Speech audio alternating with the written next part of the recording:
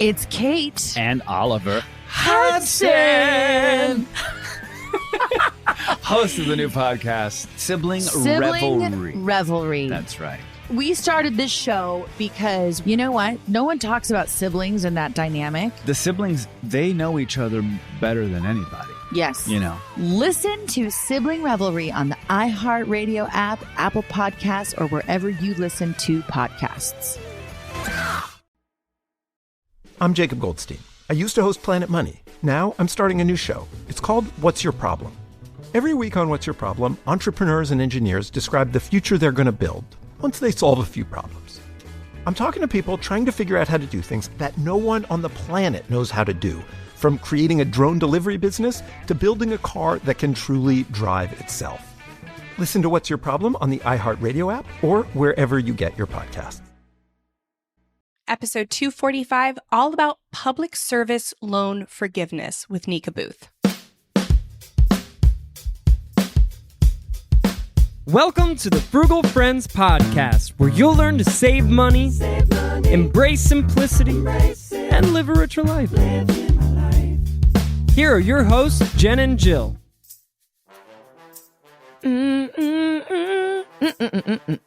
Welcome to the Frugal Friends podcast. My name is Jen. My name is Jill. And today we are really honing in and focusing on PSLF, Public Service Loan Forgiveness, because there is a deadline coming up on October 31st, and so many more people qualify for PSLF than have in the past that may even know about it.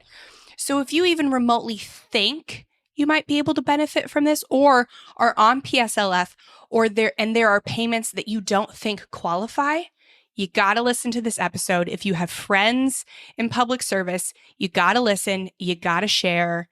This breaks down a lot of myths, a lot of steps, ways to get approved. It's just a really important episode on PSLF. And Nika knows all about it. She herself is working within that program and is in her own debt payoff journey. So we get to hear straight from her an explanation on it, the things that we need to be aware of. So if you're all confused by this, but you think you might be eligible, let's do it. Let's talk about it. And if you're a teacher, hang out with us until like the very end of the episode, because Nika shared more off the recording that will summarize for you.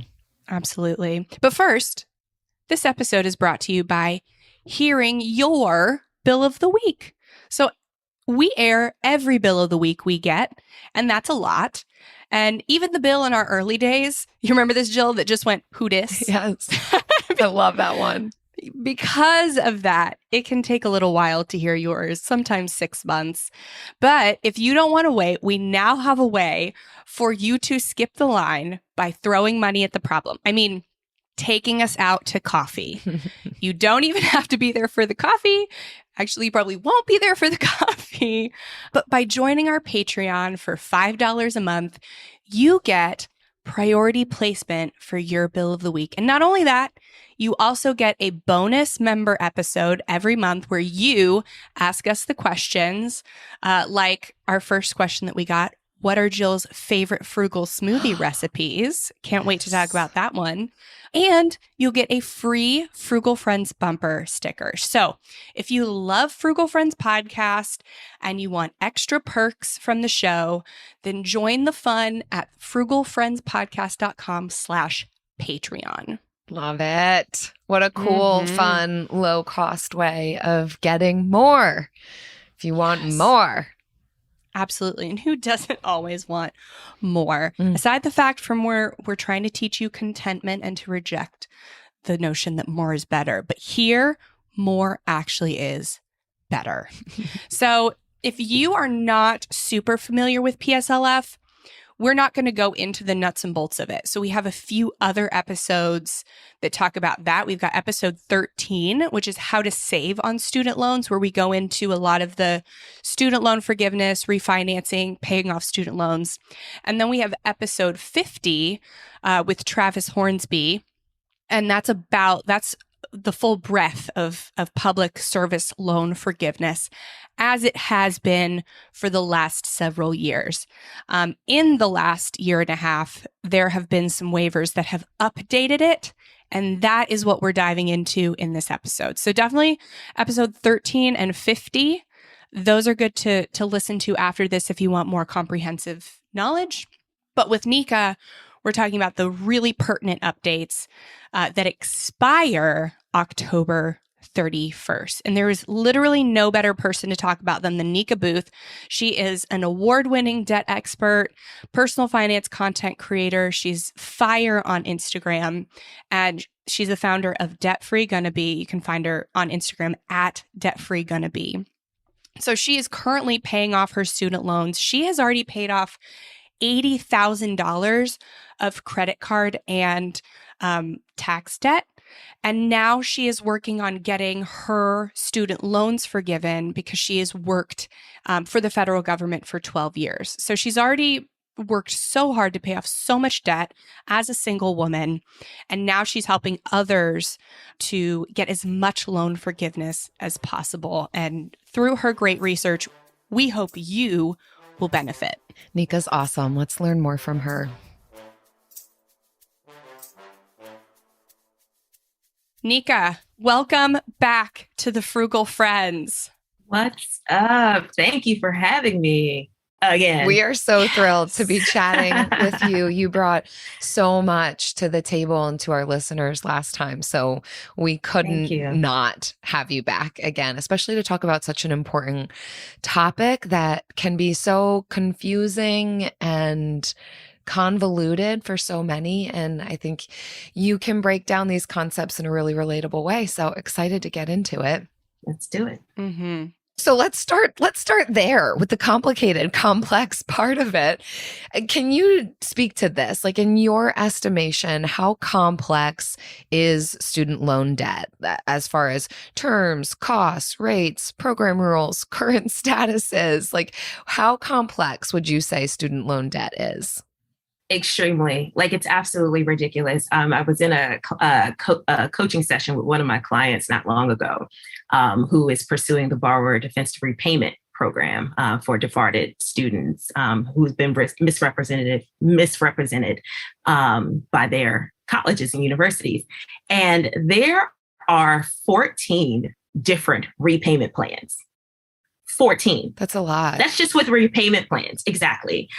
So I understand just with that alone, why there's so much confusion around student loans and around the updates and the announcements that continue to come out seemingly every week or every month about student loans and why people are so confused. And it's hard to tell, well, do I need to pay attention to this? Does this qualify? Does this apply to me? Does this not apply to me? Or does it apply to someone that I know, Mm-hmm. Yeah. I mean, there are new things coming up every year. And I think with the pandemic, it kind of really I feel like it messed things up. And I've been so out of writing about student loans for such a long time that I feel like I know nothing now. So what are the updates to specifically? So specifically, we want to talk about public service loan forgiveness because that's the one that has like a pending deadline. So what are the updates to PSLF that people should be aware of right now? And how do people know if those updates affect them? Absolutely. So the updates related to PSLF are outlined in what's called a PSLF limited waiver. So last year in October, the Department of Education announced this once in a lifetime limited opportunity to basically help propel or push people towards PSLF, like actually getting their loans forgiven. And this is because in previous years, like the approval rate was just absolutely ridiculous. It was anywhere between 1% and 2% of people who actually qualified for PSLF being denied. So the department is removing the red tape. They're offering these kind of like retroactive credits towards the payment requirement for PSLF. So they're allowing prior periods of repayment, whether you made a payment or not, and so that means if your payment was zero, including during the pandemic, right? Not making a payment counts toward the payment requirements for PSLF. They're also allowing you to get credit if you made a lump sum payment, a partial payment, or the payment was even late. So under the regular rules of PSLF, you have to make a payment. You have to make your minimum monthly payment within 15 days of your due date. Anytime you fall out of those 15 days, even though you make that payment and you satisfy the minimum payment that's due, it doesn't qualify for PSLF, which is just completely ridiculous. And so they're allowing late payments, so to speak, to apply towards the payment count.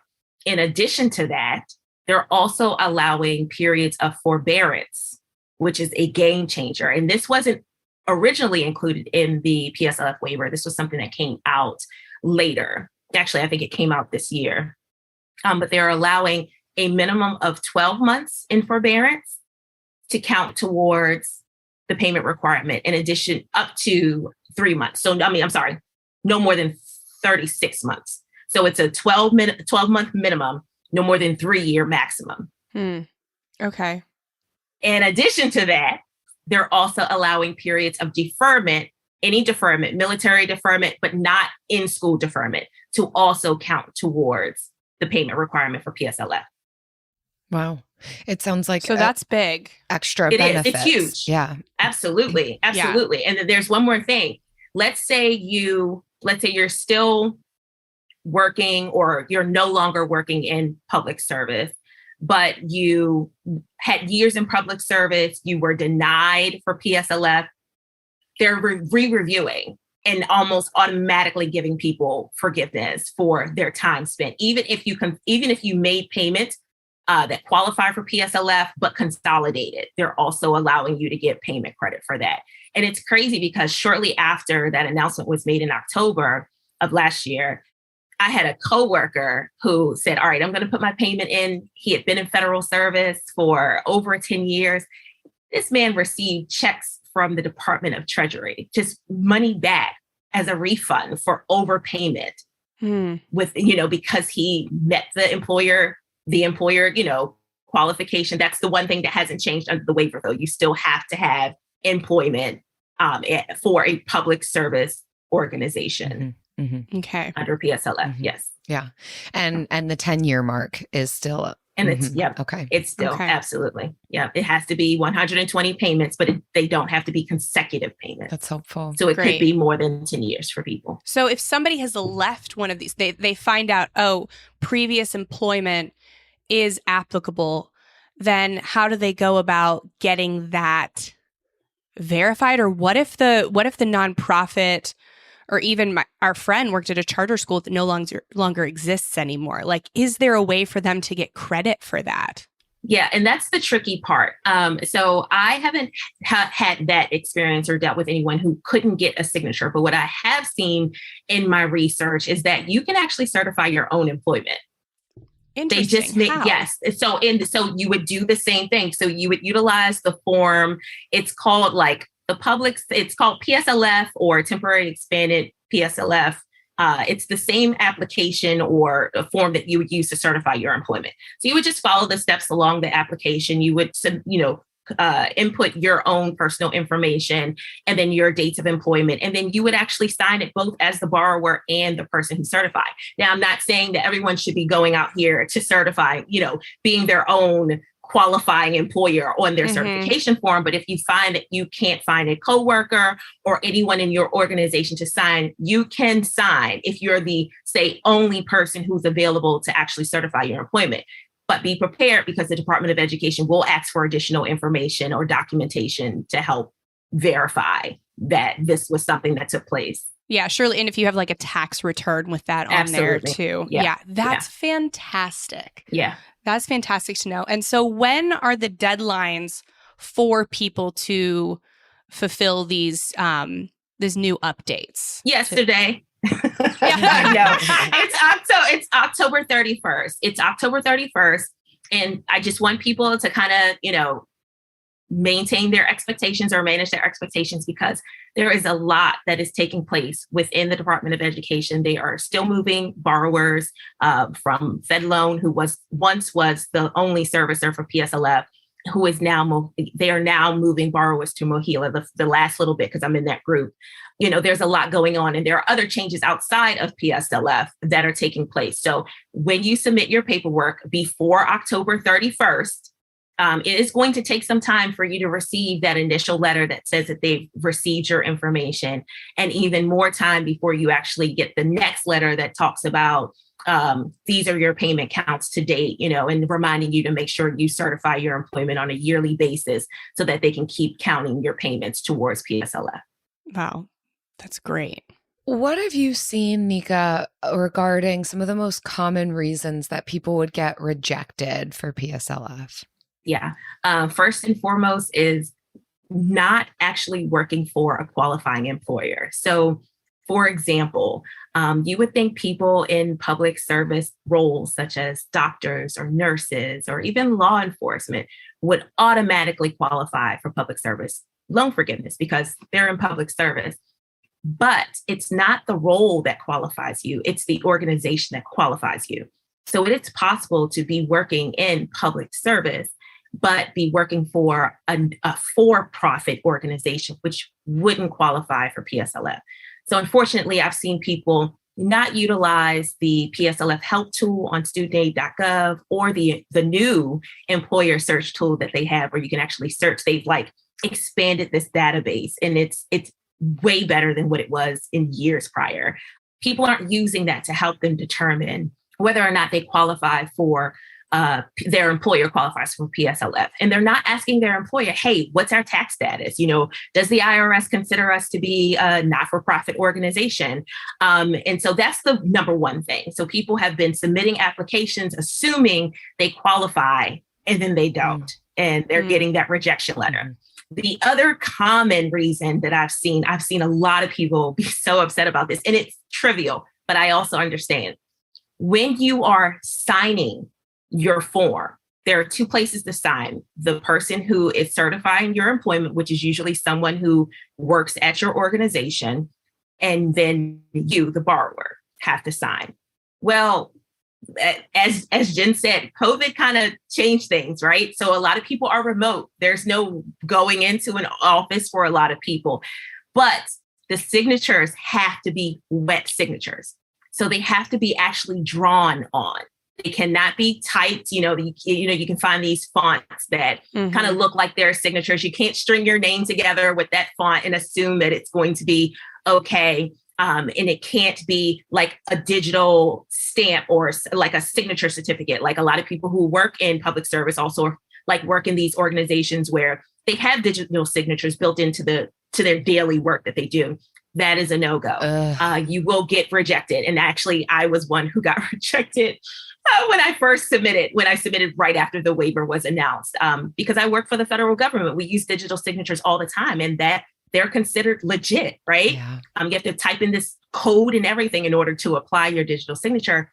And the Department of Education was like, absolutely not. So make sure the signature is wet, either actually drawn on. These days you can take a picture with your camera phone up to scan, so to speak, or it can be drawn on.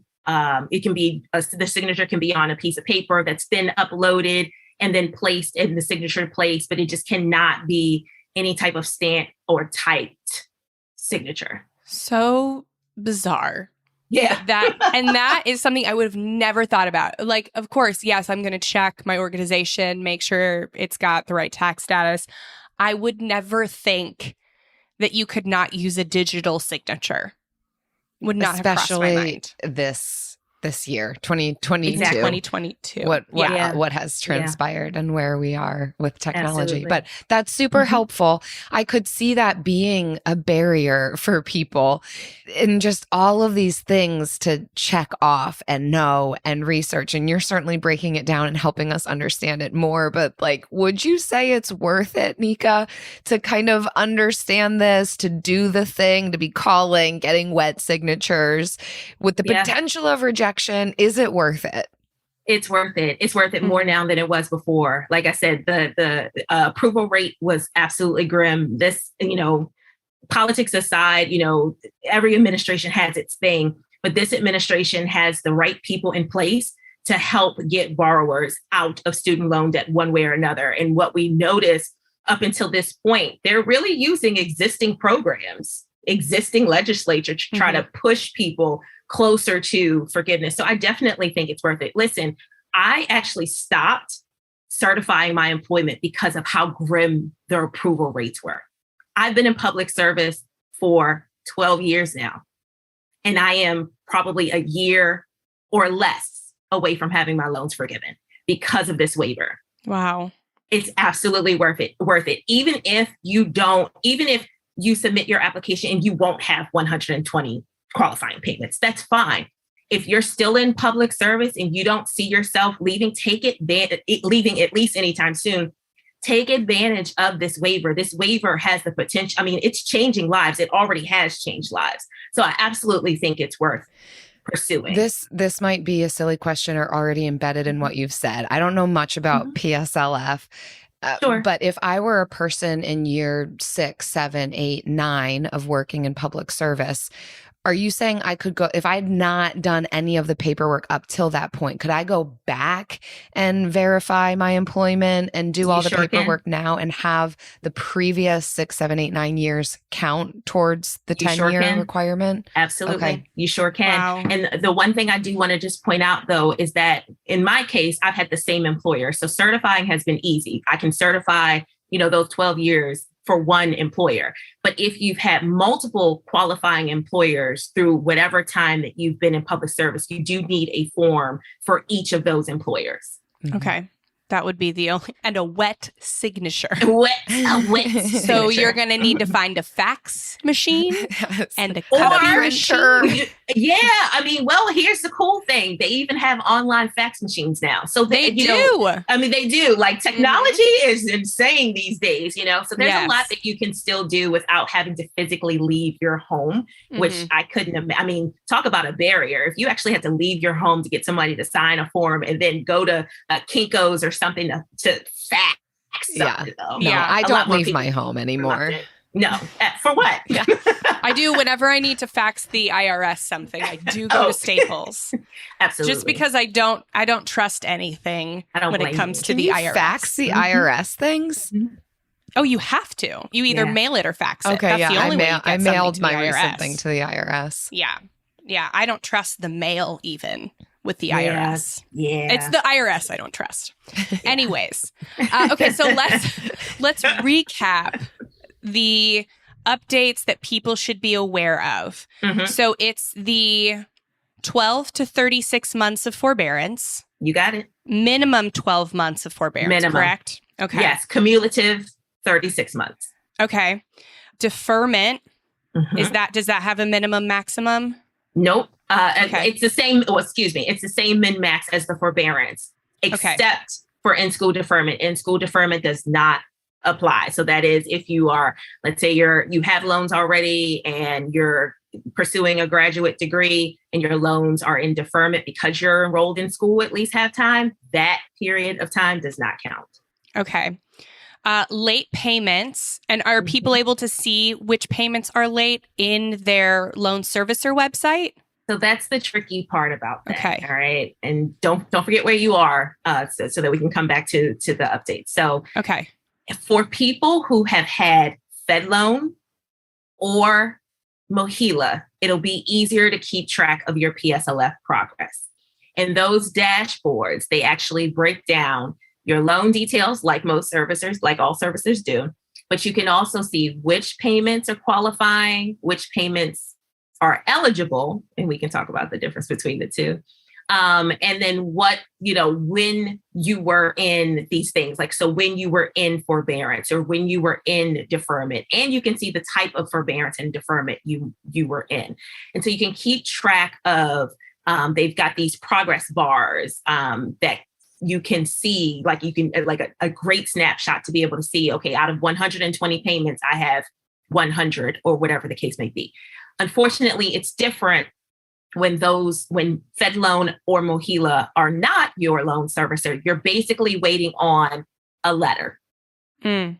AI might be the most important new computer technology ever. It's storming every industry, and literally billions of dollars are being invested.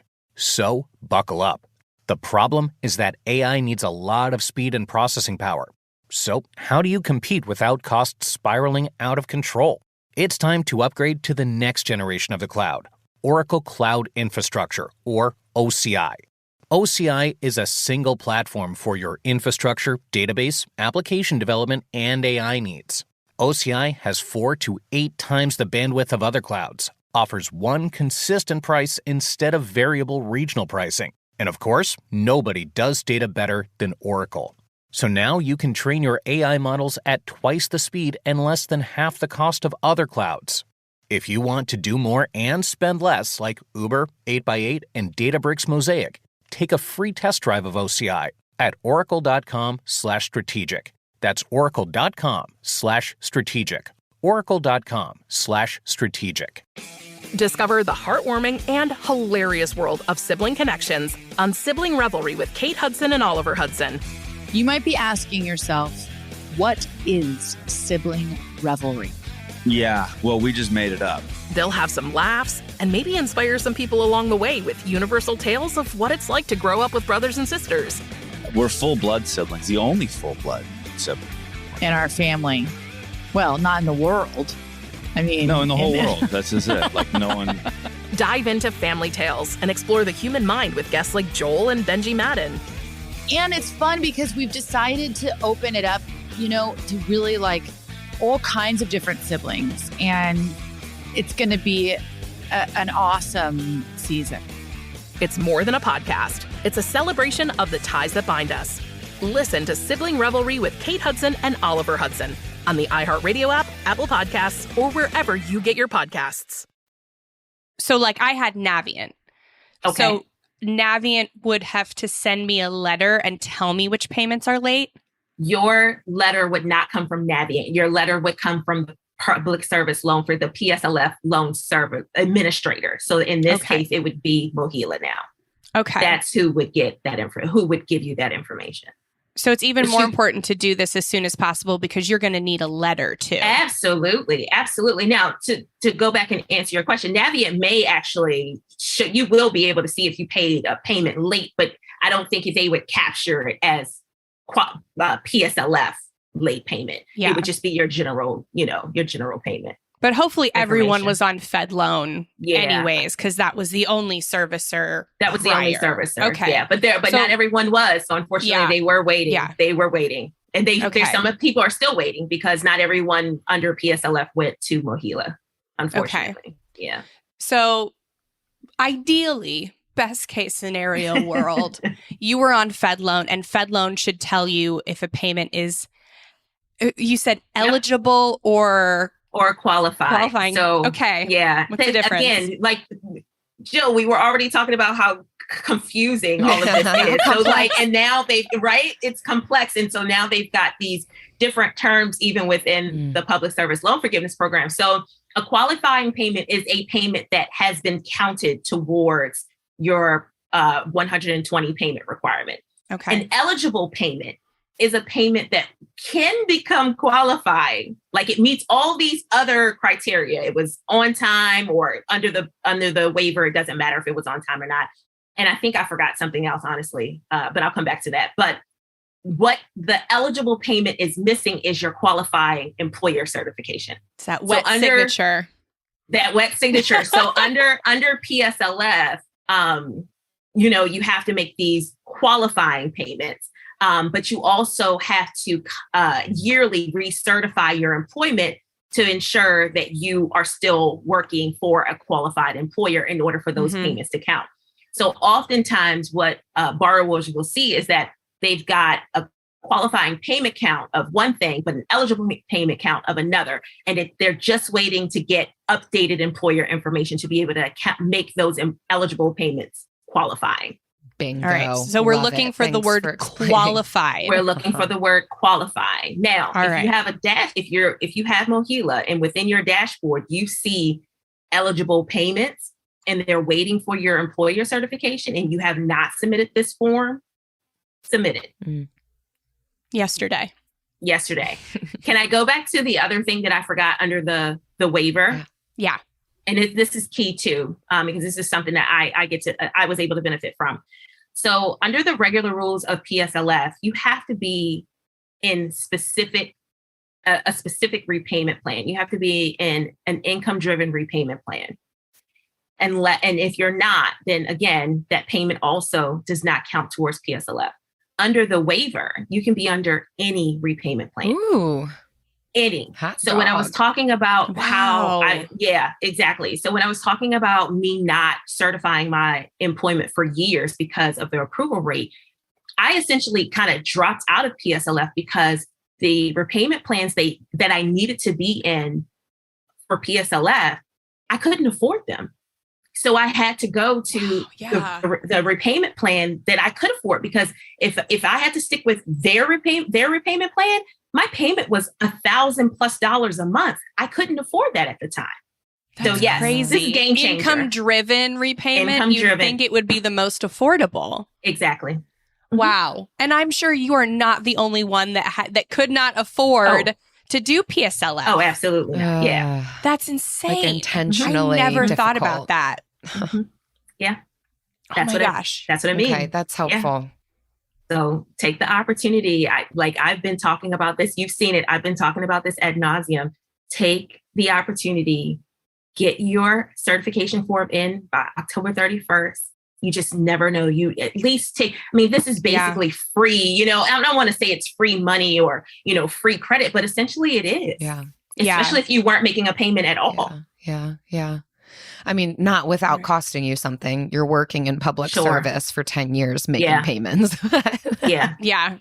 Talk about a pay cut. I know. It's crazy. So we've got the late payments. Now we know even if you weren't in IDR, you can still get that. And even if you hadn't certified employment before, you can now back certify. Absolutely. Any other that we forgot in the recap? I think that's majority of it. Okay. Yeah, I think that's majority of it. But that's very comprehensive. I think that's enough to say there's enough changes to it that makes it worth it to at least try. Absolutely. To at least try. And the approval rating's gone up so drastically that it is worth trying. Yeah, it is. Yeah. And so this is definitely one, even if you don't have federal student loans right now, go share this with somebody who might share this on your Facebook, share this everywhere, save a life. Yeah, because it is truly life-changing. We've talked about student loans before, and you've done research. Student loans are suffocating. They're crippling. There are people who haven't been able to do things like start a family, buy a home, retire even.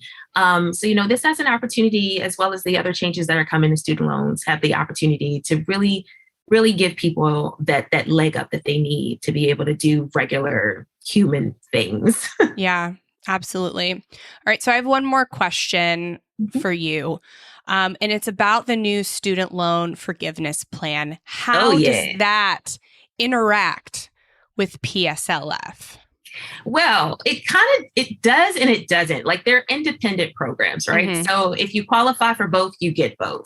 One's going to happen sooner than the other for a lot of people. So the $10,000 to $20,000 forgiveness that was announced in August will probably happen, within the next few months before any PSLF forgiveness, it takes place, especially as the Department of Education rushes to roll out that forgiveness, plus close the deadline for the waiver and then roll out all the other changes. And don't forget, payments are resuming January 1st. So the payment pause and the interest waiver expire on December 31st. And we know they're resuming January 1st. There's no ambiguity this time. No ambiguity whatsoever. So they are definitely resuming in January. So there's going to be a lot of movement taking place. So the forgiveness, the 10 to 20K will probably happen first. So it just means that if you do pursue PSLF and you get public service loan forgiveness, you just may have $10,000 to $20,000 less of outstanding balance that needs to be forgiven. That's the only thing. Cool. But they are truly independent of one another. And this loan forgiveness, correct me if I'm wrong, is still like taxes are forgiven as well, just like PSLF. Yes and no. So on a federal standpoint, you will not be taxed. So the IRS will not be coming for your loan forgiveness. They will not be considering this loan forgiveness as taxable income. However, there are some states that will tax student loan forgiveness, any student loan forgiveness. Ooh. Any. So PSLF and the new student loan plan. Correct. Yeah. And I don't have that data here. I do have some resources on my Instagram page, but I don't have those resources right here where I can actually say who will and who won't. But I will say that there have been states, at least, I know we're talking about PSLF, but at least with the other student loan forgiveness plan, they have come out and said that they've changed their tax law and they won't be imposing a state income tax. So that's good. So hopefully more states, kind of follow suit. Okay. So, but this isn't one where you would avoid the 10 to 20 forgiveness in order to prefer the PSL. Okay. Nope. I think the most, I think at the time, Hawaii was probably the state that was going to have the most in tax liability at like $1,000. Again, $1,000 in comparison. Yeah. And then they've announced that they're not going to tax. So there's that. So just take advantage of all of it. Take advantage. Absolutely. Mm-hmm. And is there a deadline? There is a deadline for the new student loan forgiveness plan, correct? There is. So there's a couple. One's kind of arbitrary, but the application should be available in October. It'll probably be available on the studentaid.gov website. So definitely, keep your eye out for that. The deadline to apply for that forgiveness, if you have to apply, actually isn't until December 31st of 2023. Okay. But forgiveness, the Department of Education is saying forgiveness takes about 4 to 6 weeks for it to be reflected on a borrower's account. So if you want the forgiveness before the end of the year, you should apply by November 15th. So application comes out in October. Apply by November 15th if you have to apply by November 15th to see it before the end of the year. And then the regular, deadline for it is December 31st of 2023. Okay. But if you don't need it by the end of the year, then really anytime in next year. Okay. Yeah. Fantastic. And any wet signatures needed for that one? No wet signatures needed for that one. Great to hear. You know what else doesn't need a wet signature? And we'll take this year, next year, and the following year and beyond. Digital, anytime. I don't care what form. The bill of the week.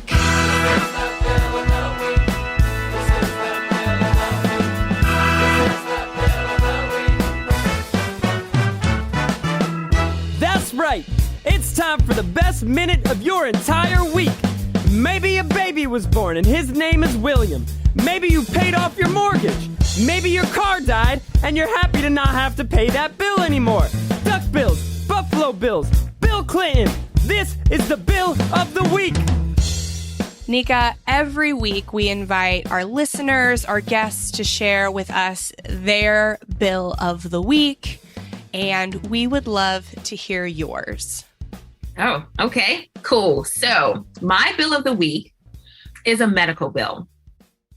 So earlier this year, I have a health savings plan, health savings account. So earlier this year, I actually had to go to the ER because I was having like some serious heart palpitations. Like I was like, am I in here having a heart attack? Do I need to go to the hospital? It's crazy. Anyway. Saying all that to say, my HSA wasn't funded and I hadn't met my deductible for the year yet. So all of a sudden after, I got a flood of bills from the hospital, from the cardiologist to the residents that met me in the ER. Anyway. They just shook your hand and sent you a bill. I mean, seriously. So I finally paid that bill off. I mean, it was thousands of dollars. I finally paid that bill off. So that is my bill of the week. And I will say that I am feeling much better and my heart is under control. Wow. This PSLF stuff and the student loan stuff probably isn't doing anything to help it. It's stressing me out. But after October 31st, I think you'll feel a lot better. Absolutely. Oh, in the midst of all this other debt, having paid off this medical bill is such an accomplishment. Well done, Nika. Yeah. Thank you so much. And I'm so glad to hear that you're feeling better. That's so scary. Yeah. It was stress, stress and caffeine. They were like, nope, you got to cut them both out. No. Oh my gosh. Yeah. Well, no to cutting out caffeine. Yes to cutting out stress. That is a recommendation I can take from the doctor. No stress. I guess if you don't have any stress, maybe you don't need caffeine as much. Yeah, right. I'm sorry. I've cut down on my stress because I get seizures when I'm stressed. Do you? And I've cut down on my stress, but I see you with my coffee cup in the air. Listen, as soon as we're done, I'm gonna go make me a nice cup of decaf coffee. Oh, there you go. Trick yourself. Oh, if you all listening have a bill that you want to submit, if it's about paying off medical bills, not paying medical bills, whatever it is, visit frugalfriendspodcast.com/bill. Leave us your bill. Discover the heartwarming and hilarious world of sibling connections on Sibling Revelry with Kate Hudson and Oliver Hudson. You might be asking yourself, what is sibling revelry? Yeah, well, we just made it up. They'll have some laughs and maybe inspire some people along the way with universal tales of what it's like to grow up with brothers and sisters. We're full-blood siblings, the only full-blood sibling. In our family. Well, not in the world. I mean... No, in the whole world. That's just it. Like, no one... Dive into family tales and explore the human mind with guests like Joel and Benji Madden. And it's fun because we've decided to open it up, to really like all kinds of different siblings. And it's going to be an awesome season. It's more than a podcast. It's a celebration of the ties that bind us. Listen to Sibling Revelry with Kate Hudson and Oliver Hudson on the iHeartRadio app, Apple Podcasts, or wherever you get your podcasts. From the studio who brought you the #1 podcast, The Piketon Massacre, this is Murder 101. A group of high school students started a project to research a string of unsolved murders. Those murders happened in the mid-1980s. He's out there doing stuff. He just didn't stop. Everything that the students predicted through their profile turned out to be accurate. Redhead killer profile. Male, Caucasian, 5'9" to 6'2", 180 to 270 pounds. Unstable home, absent father and a domineering mother. Right-handed, IQ above 100, most likely heterosexual. There is no profile of this killer except for the ones the students created. Just because some of these women no longer have people to speak for them does not mean that they deserve to not be spoken for. What if this guy's still alive? Like, what if he comes after us? I said, are you going to kill me? And he said, yes. Listen to Murder 101 on the iHeartRadio app, Apple Podcasts, or wherever you get your podcasts. And now it's time for the lightning round. The lightning round. Pew, pew. All right. In today's vulnerability segment, I don't know why vulnerability and lightning go together, but we ask that question every week and we never change it. So what's... I love it. There we go. All right. So today we're going to talk about biggest struggle in paying back student loans. Mm-hmm. Biggest struggle. And Nika, we will let you go first as our guest and as the person who's closest to this. Yeah. Because you will have the best insight. Mm-hmm. You ready? I'm so ready. It's the interest. The interest is the biggest struggle. I shared on Instagram not long ago a Post-it note about how much interest my student loans accrue every single day. And when I tell you this number, you're going to be like, what? Okay, I'm sitting. You ready? $25 and I think like 14 cents. Every single day. Now, that's not even the part that hurts the most. The part that hurts the most is my minimum monthly payment doesn't cover the interest that accrues. So there's always outstanding interest that then capitalizes. And for anyone who doesn't know, capitalize means it's added onto the principal loan balance. And then it continues to accrue interest day after day after day. So that daily number goes up. that daily number essentially goes up. Yep. Mm-hmm. This is so exploitive. I can't even. This is why people are still in student loan debt. Mm-hmm. I had that before when I was just paying the minimum before we got married, so I could pay for the wedding, and then we focused on paying off the student loans. I was paying the minimum; it did not cover the interest. Gosh, I think the minimum payment, because I was making so little, was like $34 a month. That's what the minimum pay. I was like, that's maybe a week of interest. Yeah. So yeah, they do that intentionally. That's not an accident, because no other financial product will let you do that. Correct. This is the only financial loan product where this occurs. Now, I will say kudos again to the changes that are coming to student loans.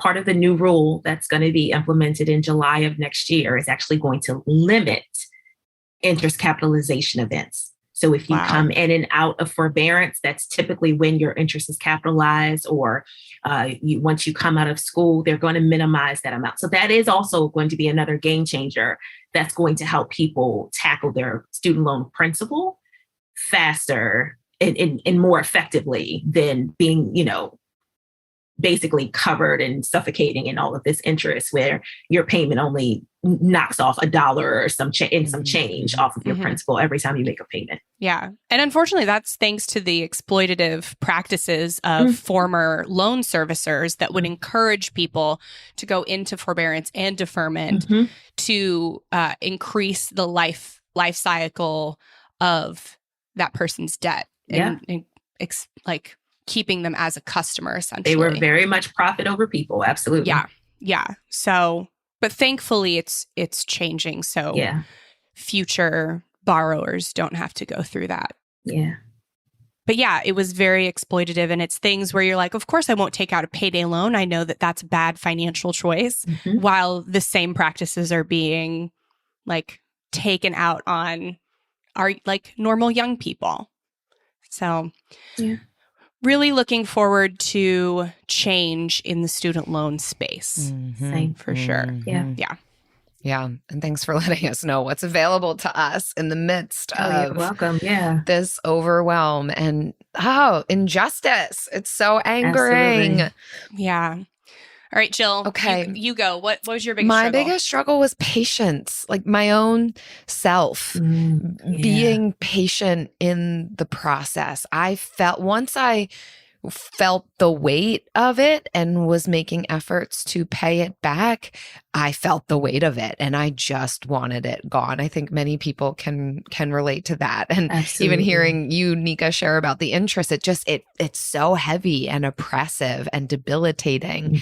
And I think even though I was taking steps towards paying it off, I couldn't get it off of me fast enough. It really truly felt like a burden, and being patient in the process and patient with myself to say, it's okay that this is going to take time. It's almost like once I'm aware of it, I want to solve it immediately, but it just wasn't possible, especially as a social worker making very minimal amounts of money annually. I was doing the best that I could, but it took years and years. So just the patience along the way was really difficult. But we got there. It does happen. There's a light at the end of the tunnel. Yeah. And yours was not a quick success story. It took you 4 years? Me? 7 years. You guys to pay 7. Yeah. Oh, plus you were cash flowing your master's. Yeah. During that time. And we took out a loan for our vehicle, which was our home. So all of that combined. With the student loans. Yeah. So proud of you. And it doesn't have to be, I paid off $1 million of debt in 2 years. Right. You don't have to have that story. No. Go at your own pace. Yes. Speaking of people who have that story, I think, so that kind of plays into my biggest struggle, because we paid off $78,000 in 2 years. Ooh. And I kind of had two biggest struggles. So the first was actually in getting started. I didn't think I was capable of paying off more debt than what I made in a year. I just thought, okay, I can't do this. And that was really where it stopped, because I just didn't think like in my socioeconomic bracket, people like me could pay off that much debt. I thought it was impossible. And because nobody around me was doing it. And I just didn't see the possibilities, mostly because I was very like, I was in kind of like a bubble of people who are exactly like me, and nobody was doing anything different. And it really took meeting my husband to like interrupt that line of thinking and let me see a new and different route. And once we got started and we were working together, then we were on fire. And we were a little too on fire, which leads me to my next struggle, which was shame. I felt like intense shame for 2 years for being so dumb to take out so much debt. And that was a lie. I was not dumb. I was 19 years old. And I just like didn't know. I was not educated on financial and loan products because I didn't get that class in high school on loan products. And nobody would have given me a business or a mortgage loan with that little working at the Gap, like with no assets. So it was, I had to truly like come out of that shame to after it was not until after we paid off the debt that I came out of it. But I lived in it all 2 years, the whole time. And it made me less gracious to other people with debt.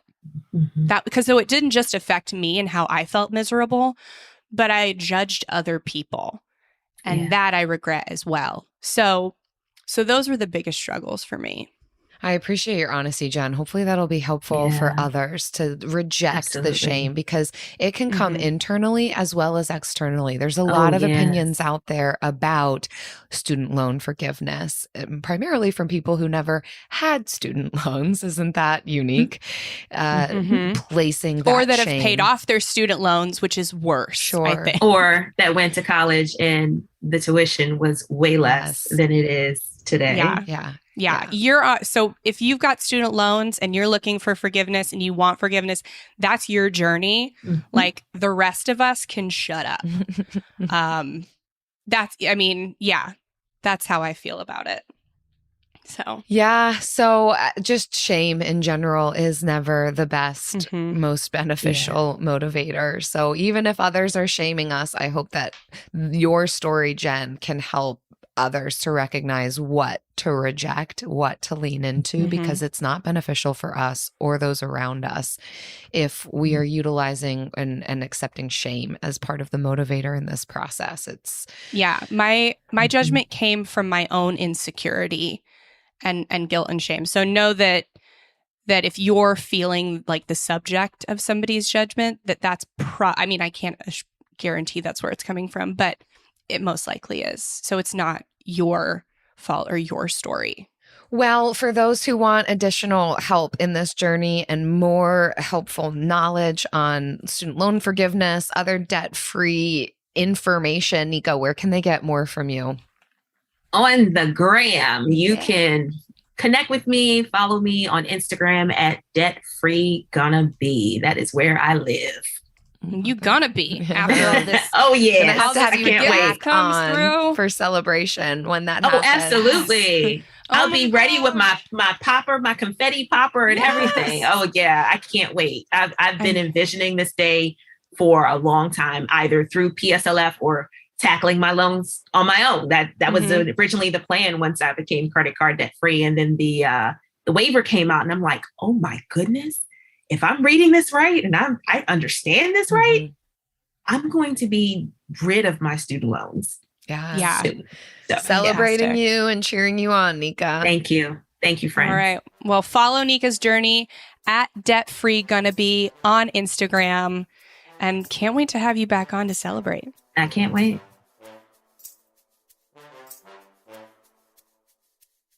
That was so illuminating.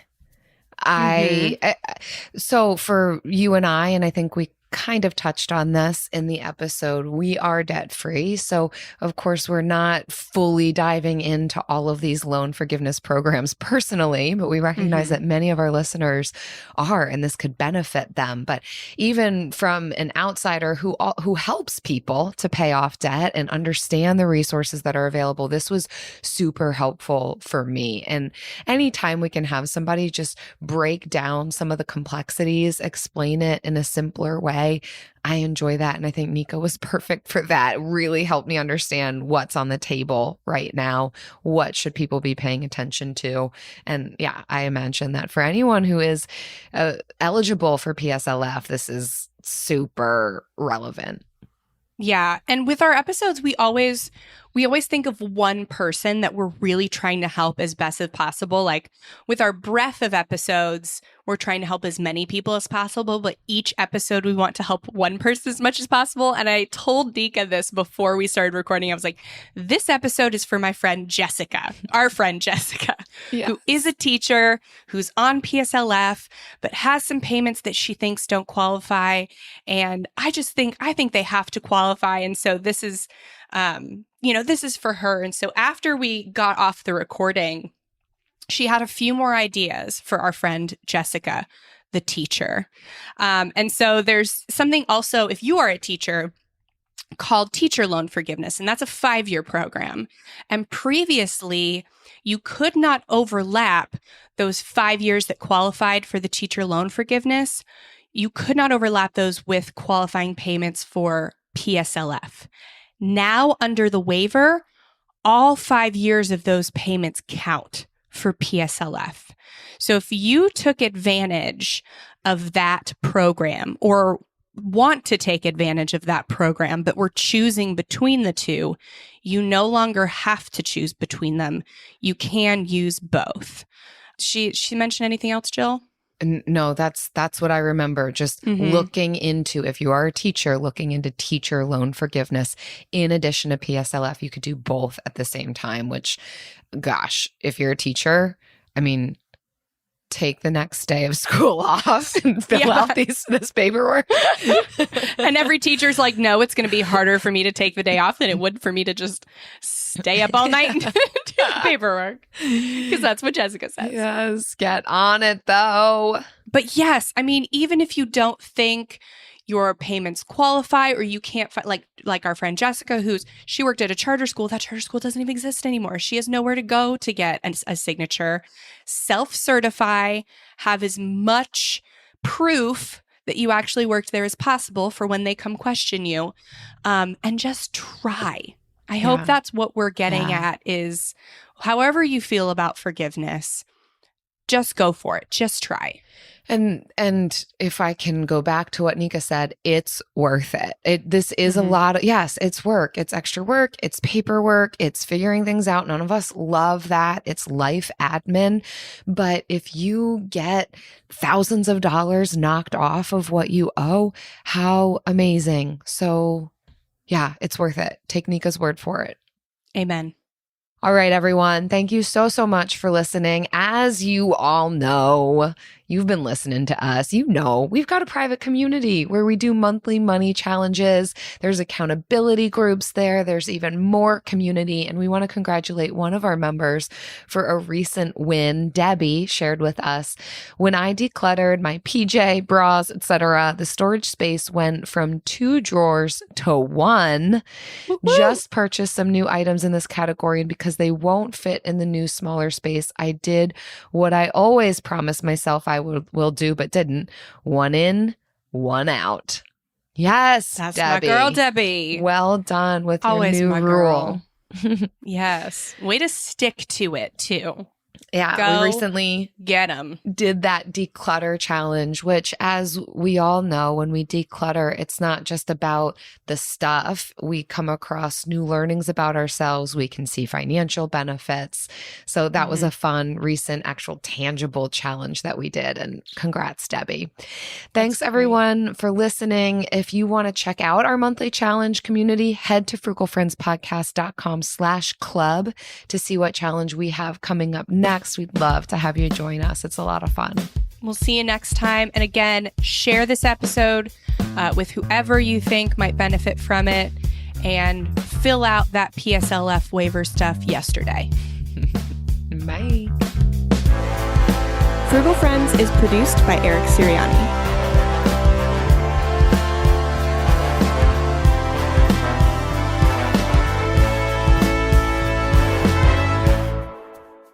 All right, Jen, you want to hear about my frugal fail? Okay, let's preface this with saying we record episodes out of order. Mm-hmm. So you had a frugal win and a frugal fail. Mm-hmm. And you asked which one I want to hear first, and I said the frugal win. Mm-hmm. That episode has not come out yet. And you said, next time I'll share the frugal fail. Yeah. And this is that episode, though it is probably 4 to 5 weeks earlier. Well, and you know what? I love that. And here's why. Yeah. It's complex. It's complicated. It's difficult to understand, just like student loans. Yeah, you're right. So this is fitting. You might get confused, but here it is. I said frugal win or frugal fail. So wait 4 more weeks for the frugal win, which is going to sound... time. Okay, fail. So I really like Maduro's food, which is plantains that are fried. It took me a second to remember. Is like, do you like the beer? But that's Modelo. Yes. I was like, Maduro's. I can't remember you liking that. There's been times when I have made them myself fully from the plantain. There are times when I will get the frozen bag. Well, recently I got it in my head that I'm going to make rice and beans, because as much as we joke about we don't have to live a rice and beans life, I really enjoy rice and beans. I've learned how to make them pretty well, and it's so yummy. And if I'm feeling extra creative and spicy and luxurious, I will also pair that with some Maduro's. Well, recently I had it in my head that, okay, I'm going to make rice and beans this week. I'd love to throw in some of these fried plantains.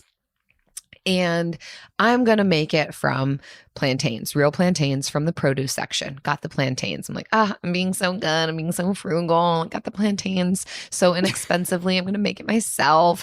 Well, the thing about plantains is it's really hard to tell when they are ready to be utilized. And the internet tells you it's great to use them unripened. So I'm like, all right, no matter what stage these plantains are in, I'm going to use them. Slice it open. For anyone who has made fried plantains themselves, you know that they are very different from bananas. They don't peel apart like bananas. It's much more difficult to get the skins off of the plantain. I have done this before, and I've done it without injury to myself, but this time around, as I was peeling off, the skin was really not coming off the plantain. So it must have been very unripened, but I was already so deep into it. The oil was already getting hot. I'm like, we're just going to go for it. We're going to see what happens. Well, I am using my thumbnail to scrape off the skin of the plantain from the flesh of the plantain. And after like a minute of doing this, I'm like, oh, that hurts. Like, the plantain skin was getting like shoved up into my nail. So I pull it out. I'm like, all right, I'm done with that. I'm going to scrape it off with a knife. Well, 2 days later, my thumb is throbbing with, I guess, plantain skin that is still lodged in between my thumb and my thumbnail, like shards of glass in there, got infected. Swollen. It kept me up at night. I could not sleep for 2 nights straight because my thumb. And also, I need my right thumb. I use it for a lot of things. It was like really hard to brush my teeth. I can't really do much with my left hand. So it was a fail. Like, go the right way. No, not with my left. You can only go hitchhike left with your left thumb. Yeah. And my takeaway, this might not be everyone's takeaway because you might be better at cooking than me, is I'm just going to do the frozen stuff next time. It tastes better and I probably won't get an infection. But that felt like a fail, a really hard fail. And I'm that's better why I'm now. such an advocate for 6 frozen days foods later. That is not for me. And I don't even think it saved me that much money. I felt better about myself. Like, oh, I know the ingredients that I'm cooking with. There's no additives here. I'm being so good. Joke's on me. Get a thumb infection. Can't sleep you got for an 2 additive days. to your thumb. Yeah, exactly.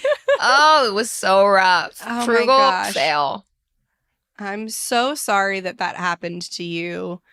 All over a plantain. I know. Here's the thing. My injuries happen in the kitchen. You would think all of the renovations. We hung drywall on the ceiling that same weekend with a lift that we rented and power tools and things above our head. You would think that that's when I get injured. Nope. Cooking plantains.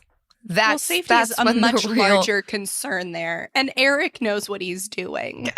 Still, well, yeah, technically, but he gets injured too. He gets injured with the renovations that we do. He slices himself. He does. He cuts arteries. It's really crazy. Yeah, you're right. And insane. And then the other time, my like classic story way back in the archives of the medical thing that happened to me when we had a renovations business. Oh my gosh. And I should have gotten stitches, but I didn't. That was during a renovation, but it was when I was cleaning dishes. Like the glass broke in the bathroom sink, sliced me up, almost fainted.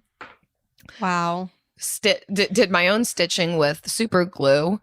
And see, this is what happens when you try things. This is what happens when you try and like be in the kitchen. I shouldn't be there. Yeah. You should just like stop trying and just take the easier way out. Frozen foods. Don't do the dishes. Get frozen food. Mm-hmm. Yeah. That's the moral of this story is stop trying so hard. And that's the brand of frugality I promote. I'm here for it. Less frugal fails.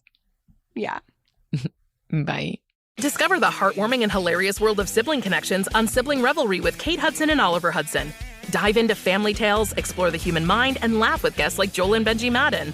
It's more than a podcast. It's a celebration of the ties that bind us. And it's fun because we've decided to open it up to really like all kinds of different siblings. And it's going to be an awesome season. Listen to Sibling Revelry with Kate Hudson and Oliver Hudson on the iHeartRadio app, Apple Podcasts, or wherever you get your podcasts. Hi, I'm Frances Fry. And I'm Ann Morris. And we are the hosts of a new TED podcast called Fixable. We've helped leaders at some of the world's most competitive companies solve all kinds of problems. On our show, we'll pull back the curtain and give you the type of honest, unfiltered advice we usually reserve for top executives. Give us a call and we'll help you solve the problems you're stuck on. Listen to Fixable on the iHeartRadio app, on Apple Podcasts, or wherever you get your podcasts.